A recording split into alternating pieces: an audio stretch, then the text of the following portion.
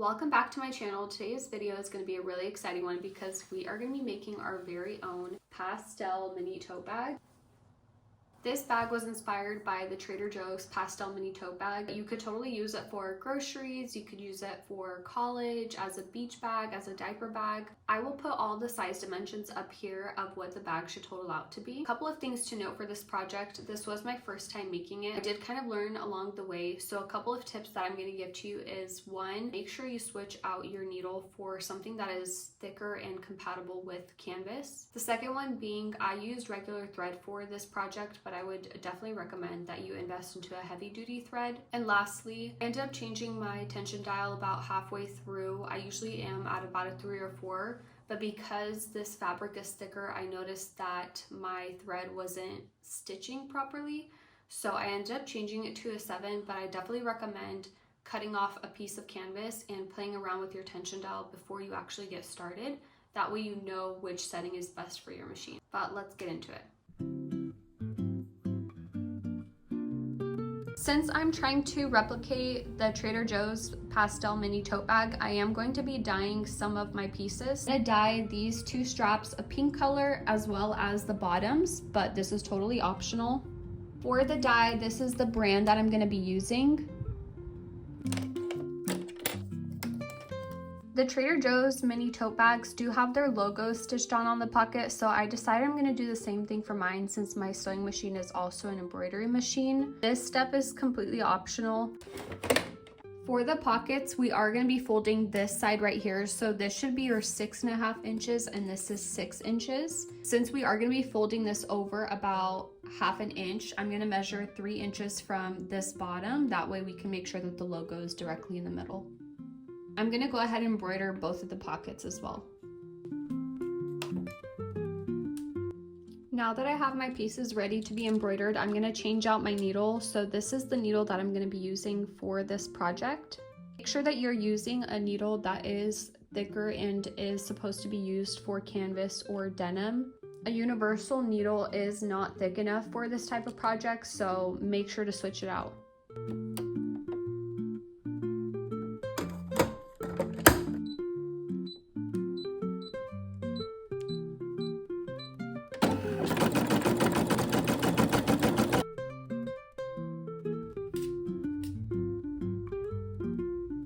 Now to make the straps, you're going to go ahead and lay your piece down, fold it in half, and you're going to go ahead and iron this down. Once you've created that crease, you're going to open it up. You're going to go ahead and fold this part over to align with the middle, and you're going to do the same for the other side. Once you iron this down, you're going to go ahead and flip it, and you're going to iron this down, and this will officially be your strap. And you're going to repeat the same process for the other strap. For the rest of the sewing portion, I'm going to go ahead and use my J-foot.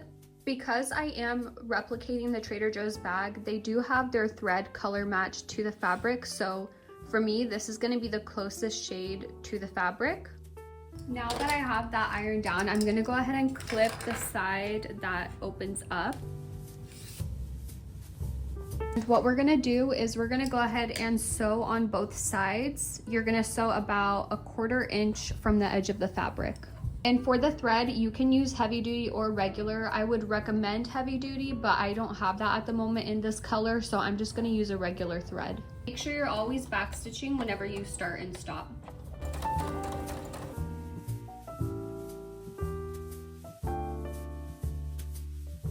Now for the pockets, what you're gonna do is you're gonna flip it, and you're gonna go ahead and roll it over twice, and then you're gonna go ahead and pin it right here. I'm gonna go ahead and repeat the same process for the second one.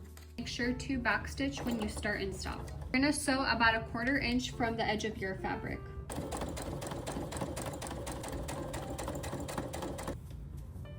Now that we have the pockets sewn, we're gonna go ahead and change our thread back to the pink color.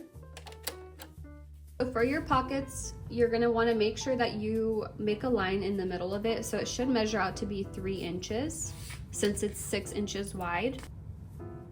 Do the same thing for the outer lining as well. Since it's 14 inches across, you're going to measure at 7 and make a line. Go ahead and take one of your outer linings and align one of the pockets with the line that you created.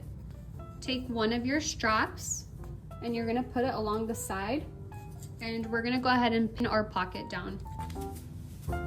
For the straps, we wanna make sure that the edge of the strap is measuring 3 inches from the edge of the fabric. Take out your ruler. You're gonna measure 3 inches, and that's where the edge of your strap is gonna be. For your strap, you're gonna wanna make sure that it makes a loop like this.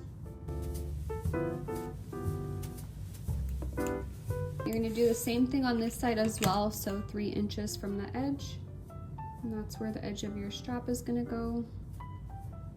Now that you have your straps in your pocket pinned down, you're gonna take out your ruler, and I usually use a heat erasable pen for this part. You're gonna measure about 1/2 inch from the top, and you're gonna create a line. I'm just gonna draw directly on the strap.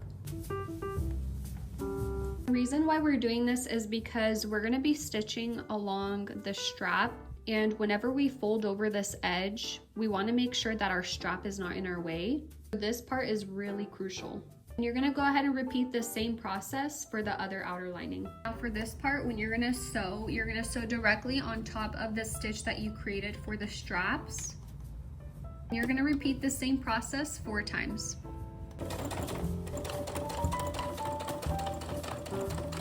At this point, this is what you should have. We're gonna go ahead and take out all of our pins. What you're gonna do is lay one of the outer pieces good face up. Now we're gonna attach our bottom and have it good face down. We're just gonna pin the bottom.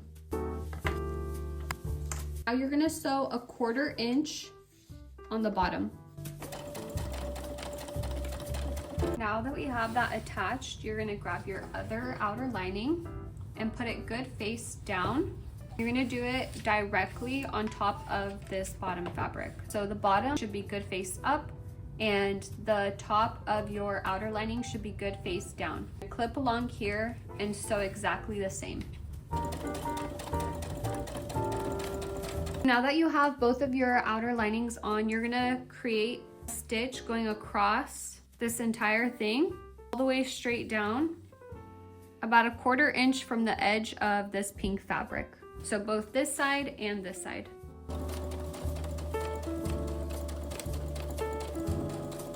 Now that that is done, we're gonna go ahead and change back to our white thread. At this point, this is what you should have.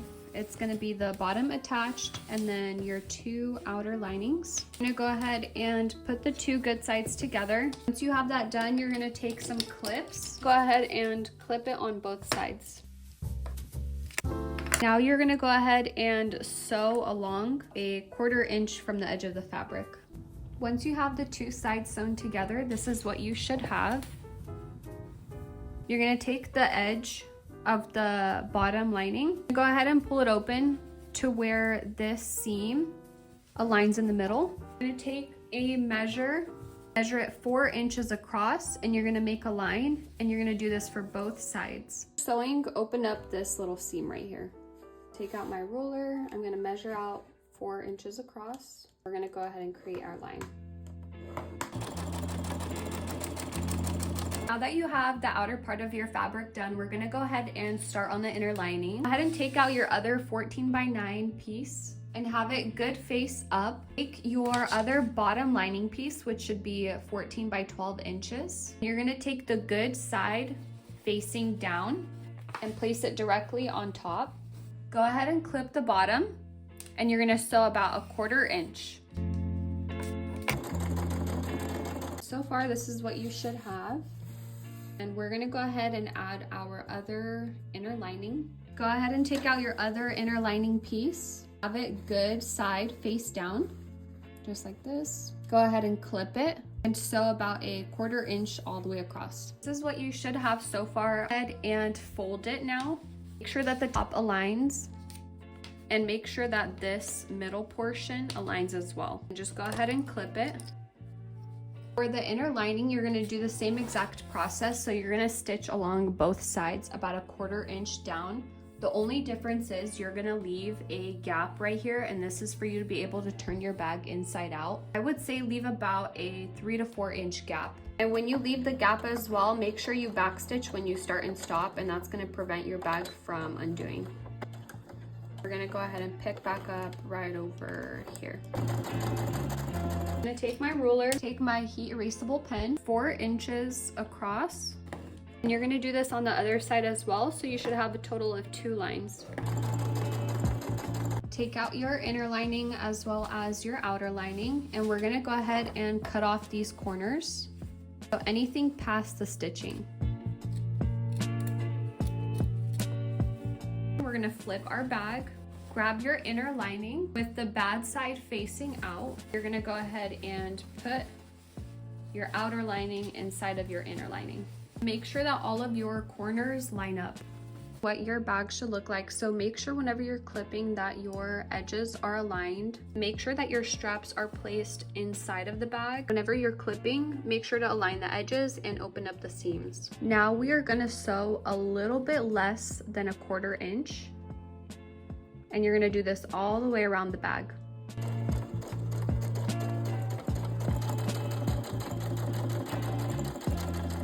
We're gonna go ahead and pull the bag through the space that we had left earlier. Once your bag is pulled through, make sure to go ahead and sew this opening closed. What I normally do is just pull the ends and then tuck in any extra pieces. And then we're just gonna go ahead and sew that opening closed. Once you have that sewn closed, you're gonna go ahead and put this inside. Now what we're gonna do is we're gonna create a top stitch, and that's gonna be sewn about 1/4 inch from the top. And if you need to, just pull on your fabric a little bit.